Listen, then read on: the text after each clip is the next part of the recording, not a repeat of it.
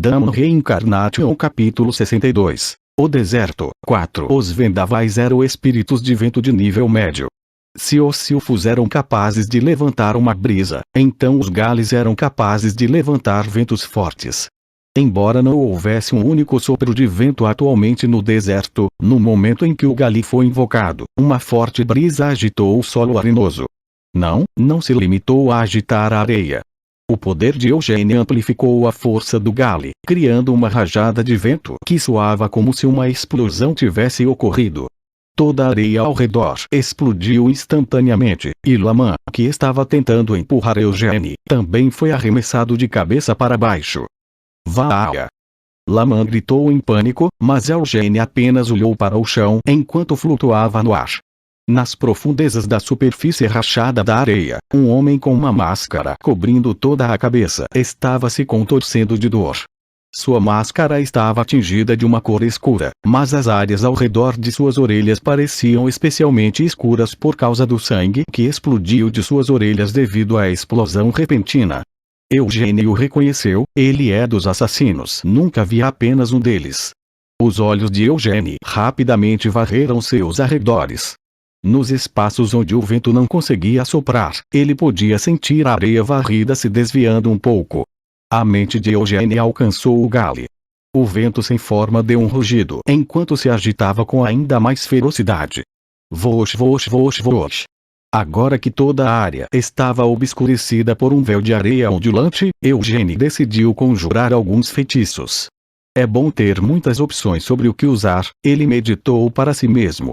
Uma dúzia de montes de areia irromperam mais uma vez com explosões. A areia que foi lançada voando por essas explosões explodiu nos assassinos que estavam esperando na emboscada. Eles rapidamente ergueram seus escudos de mana e tentaram se jogar fora de alcance, mas era impossível evitar todos os grãos de areia que estavam espalhados por uma área tão ampla. Sangue tinha se espalhado por toda parte. O assassino que foi o primeiro a atacar Eugênie foi deixado em um estado verdadeiramente terrível e torturante. Ele estava muito perto do contra-ataque de Eugênie e já estava ferido, então não conseguiu reagir a tempo. Ele foi perfurado por centenas de projéteis de areia e se transformou em um bloco de queijo suíço. Mesmo assim, o homem não soltou um único grito. Os assassinos de Naama foram treinados para não fazer barulho em nenhuma circunstância. No entanto, mesmo que não pudessem gritar, isso não significava que fossem imunes à dor, e também não significava que não poderiam morrer. Incapaz de continuar de pé, o assassino caiu no chão. As condições dos outros assassinos eram um pouco melhores. Embora estivessem sangrando de perfurações em vários lugares do corpo, eles não corriam o risco de desmaiar. Então todos deram um passo para trás e olharam para Eugênie. Seus olhos eram suas únicas feições não cobertas pelas máscaras. Embora um de seus companheiros estivesse morrendo bem na frente deles, nenhum tom de medo podia ser visto em seus olhos. Dito isto, também não havia vestígios de raiva. Esses assassinos não precisavam de tais emoções. Isso foi apenas legítima defesa. Por enquanto, Eugênie decidiu tentar falar. Foram vocês que me atacaram primeiro.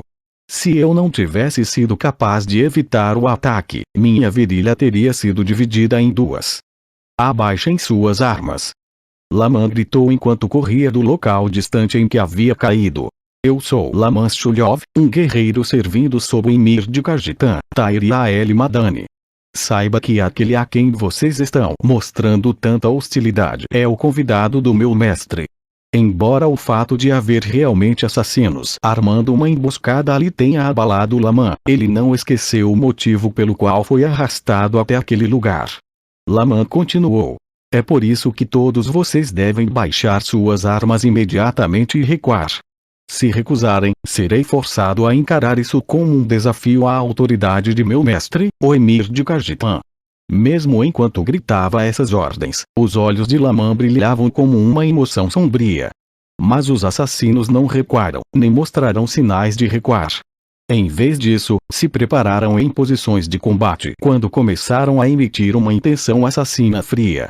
E esses não foram os únicos. Ao longe, a areia se mexeu e mais de uma dúzia de assassinos se ergueram do chão. No final, Eugênie e Laman foram cercados por pelo menos 20 assassinos. Laman ficou chocado. Por que diabos? Será que não me ouviram? Embora Laman tentasse se repetir, mais uma vez, não houve resposta. Enquanto os assassinos seguravam as armas, suas lâminas brilhando à luz do sol, trocavam olhares entre si.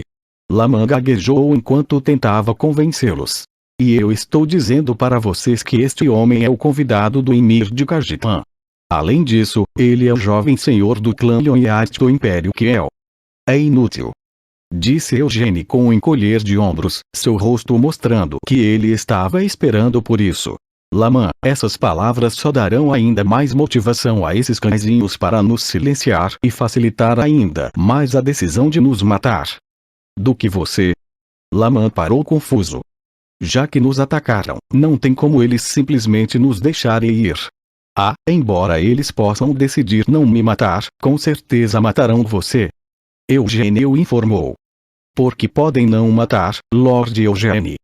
Porque minha morte lhes causará muita dor de cabeça. Dito isto, não podem simplesmente me deixar ir também.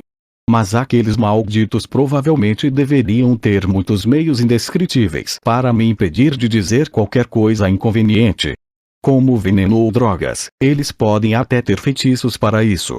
Pode haver uma variedade de métodos à disposição deles, mas no final, eles têm apenas um único objetivo: impedir que qualquer testemunha divulgasse o que havia experienciado a alguém. Na verdade, o método mais simples era apenas matá-los. Os cadáveres não podiam falar e sempre mantinham o silêncio. No entanto, como a outra pessoa era membro da família principal do clã Lhonyat, era impossível para eles simplesmente matar Eugênie sem pensar. Como tal, em vez de matá-lo, teriam que impedi-lo de abrir a boca. Mas para fazer isso, eles primeiro teriam que subjugar Eugênie. Laman empalideceu. Eles iriam tão longe. Por quê? Quem sabe? Respondeu Eugênie com uma bufada. Os assassinos não eram os únicos cuja motivação havia aumentado e que agora achavam mais fácil tomar uma decisão. Como esses caras haviam revelado sua intenção de matar, Eugênie teria que tratá-los da mesma forma. Afinal, não foi Eugênie quem começou essa briga. Devo dar o primeiro passo? Eugênie perguntou enquanto suas mãos entravam em seu manto e tiravam algumas coisas. No momento em que Eugênie fez essa pergunta, todos os assassinos saíram do chão como um só. O primeiro a se mover foi o assassino que se desmaiou de seus ferimentos graves e agora estava morrendo.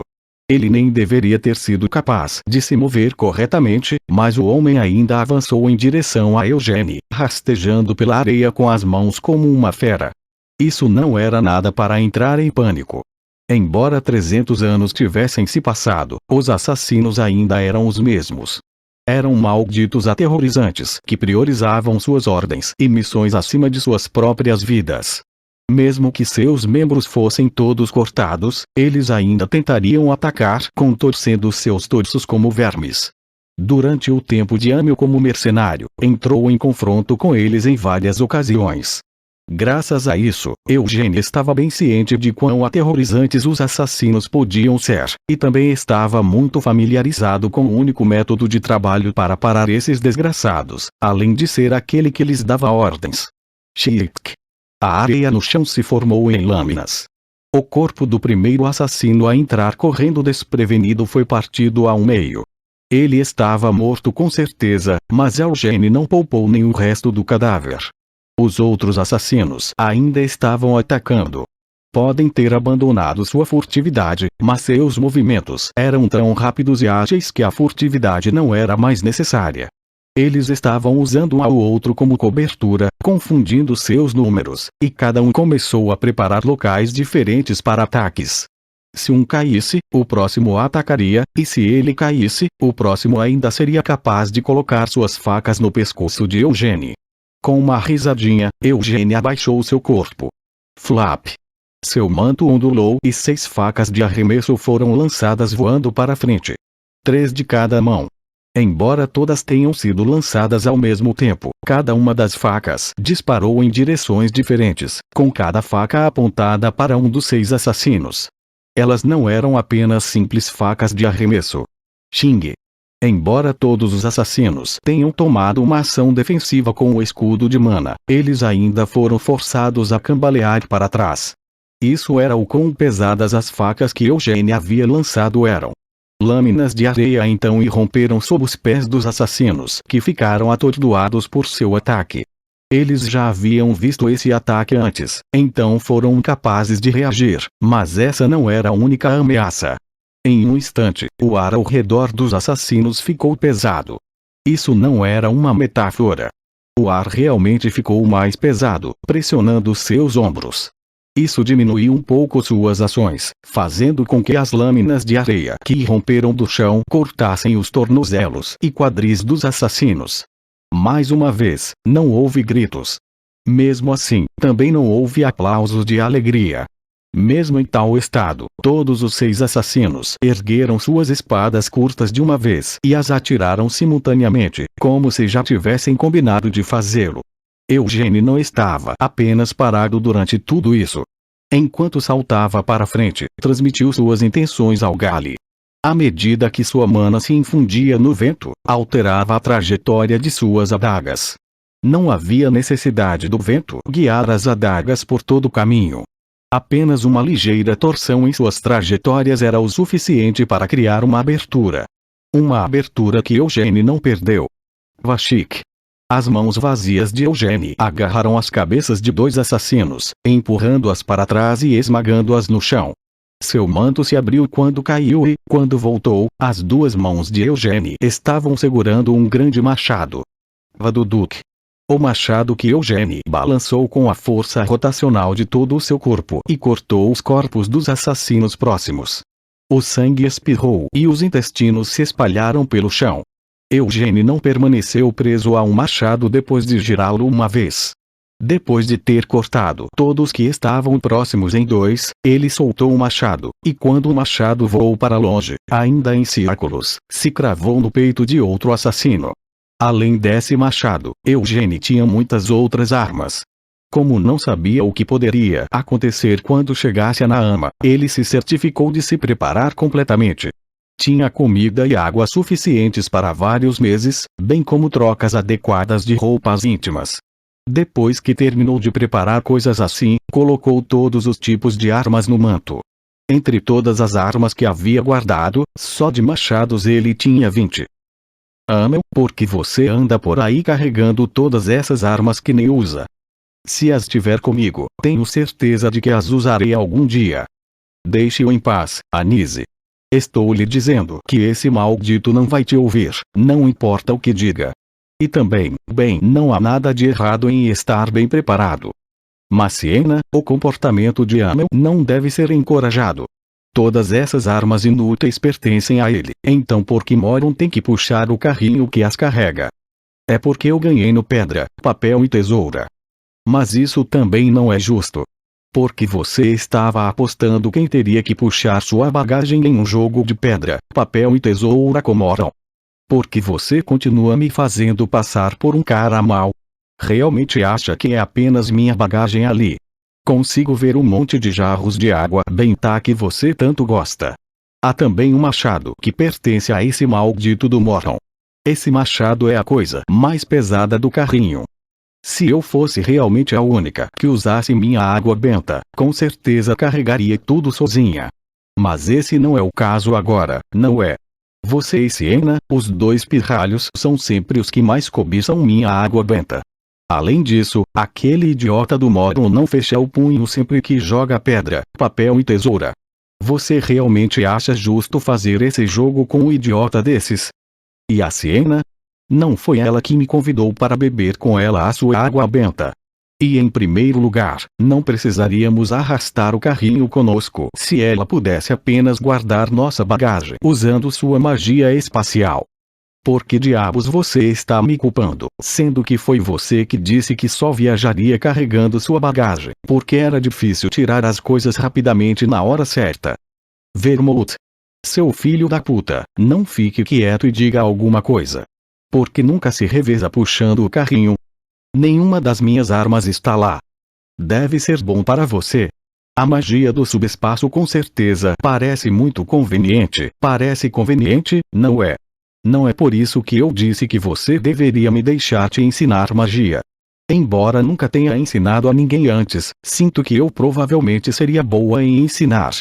Se você ficar de joelhos e implorar de bem, eu poderia estar disposta a perder um pouco de sono para gentilmente lhe ensinar uma coisa ou duas. Em sua vida anterior, ele foi muitas vezes incomodado por Anise por andar carregando tantas armas.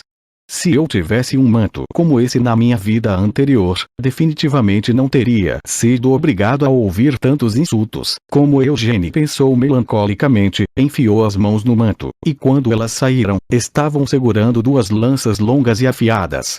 Foi esmagador. Laman deu alguns passos à frente para ajudar Eugênie, mas atordoado com a visão à sua frente, congelou no lugar, incapaz de avançar mais. Não havia necessidade da ajuda de Laman.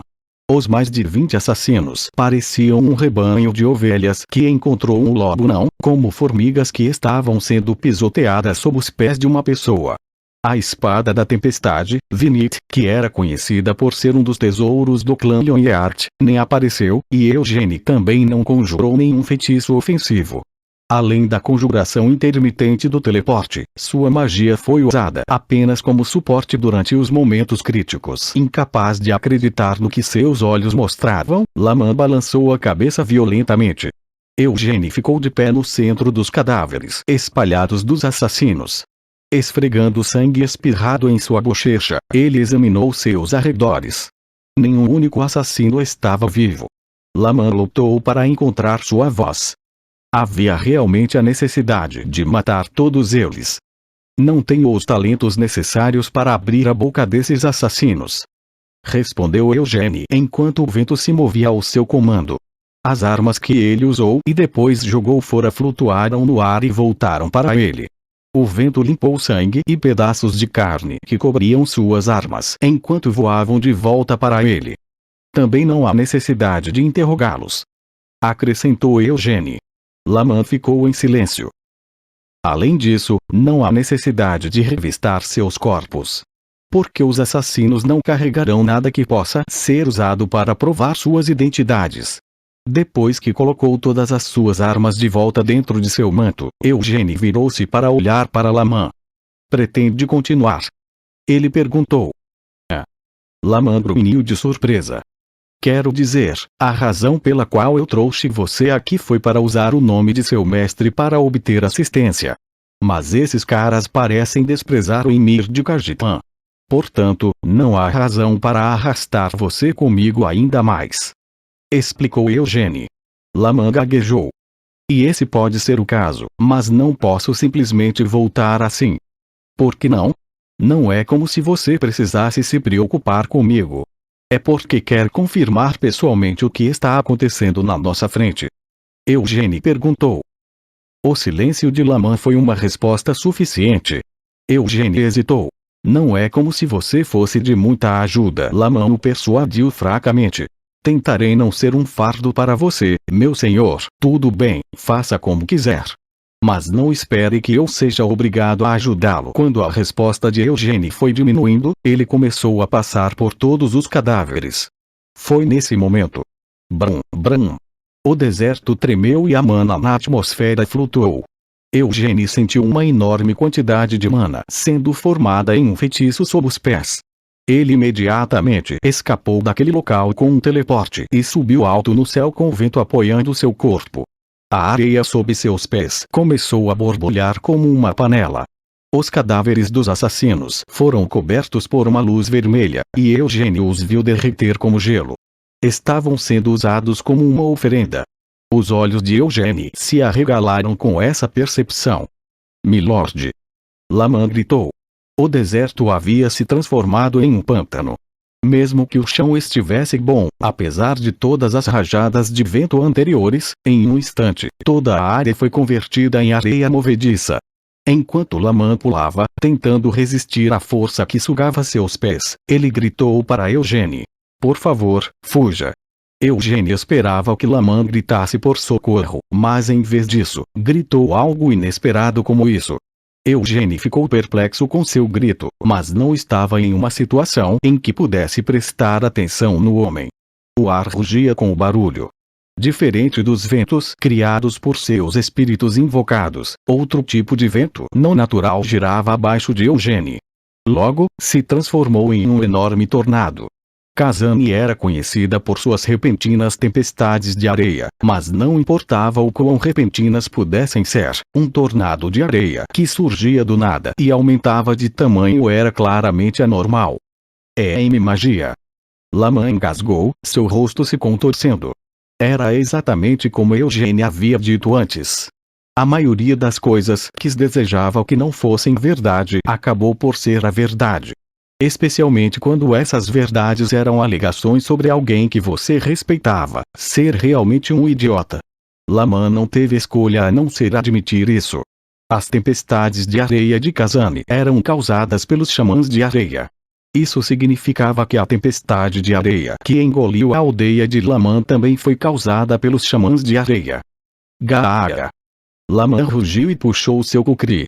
Ele freneticamente começou a brandi-lo no tornado, que estava crescendo lentamente em tamanho. Mas infelizmente, este foi um esforço sem sentido.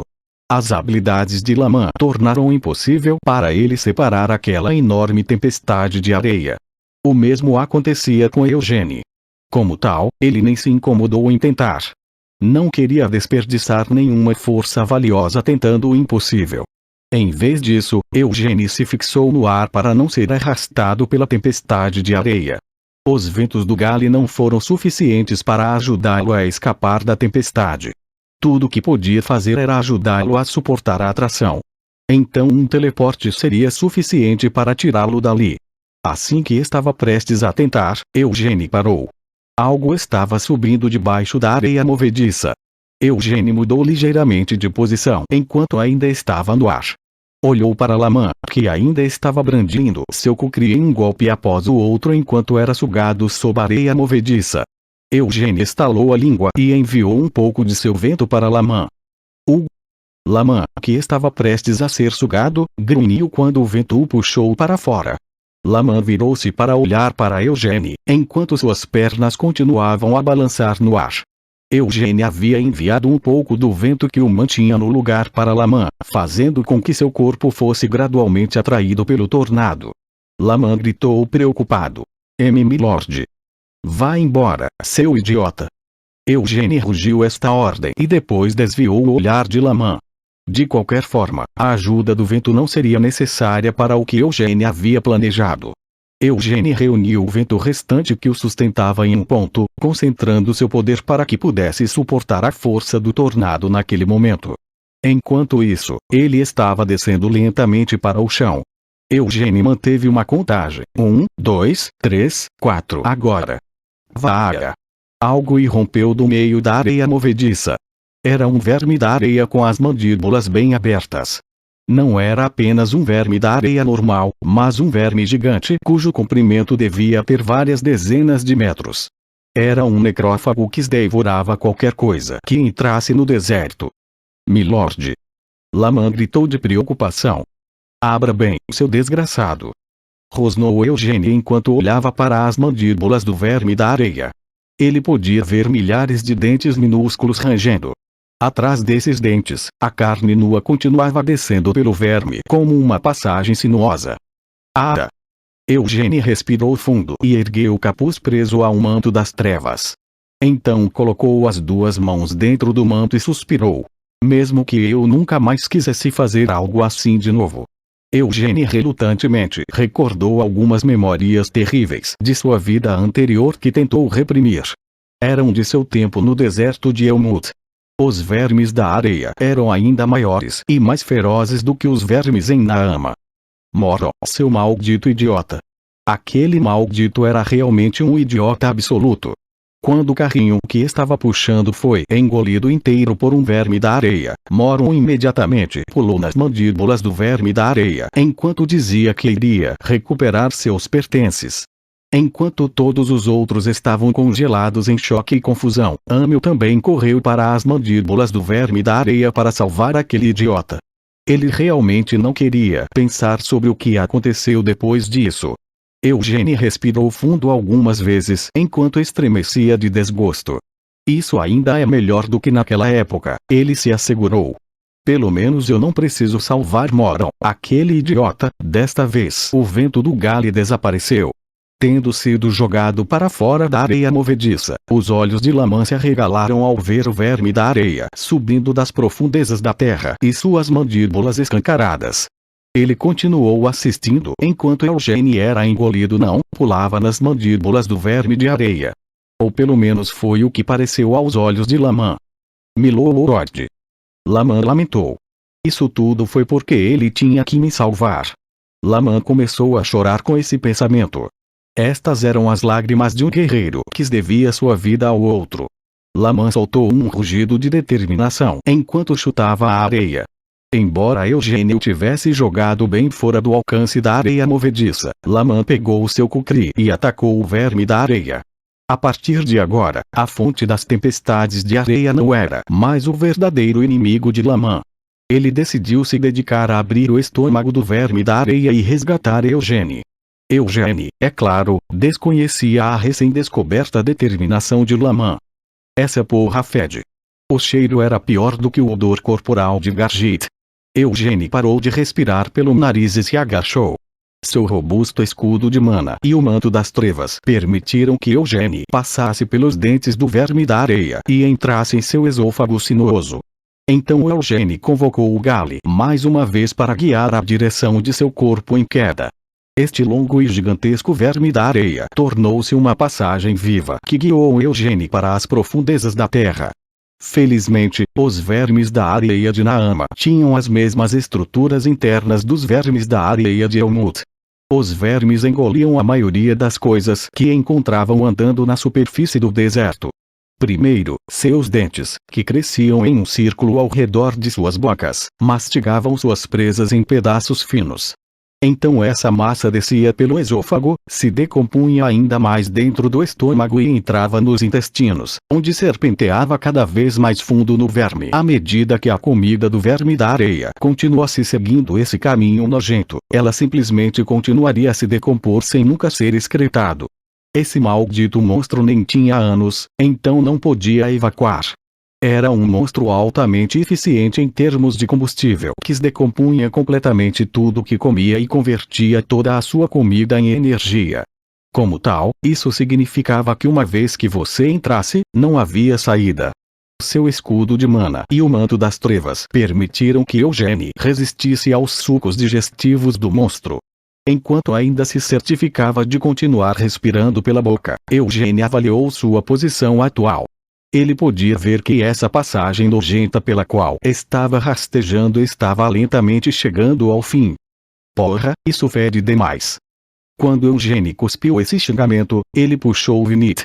Fvosh.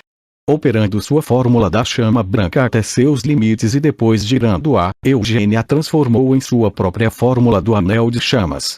Dentro do círculo desenhado por suas estrelas, inúmeras estrelas nasceram e explodiram. A mana que foi amplificada através deste método fez com que as chamas de Eugênio queimassem ainda mais forte.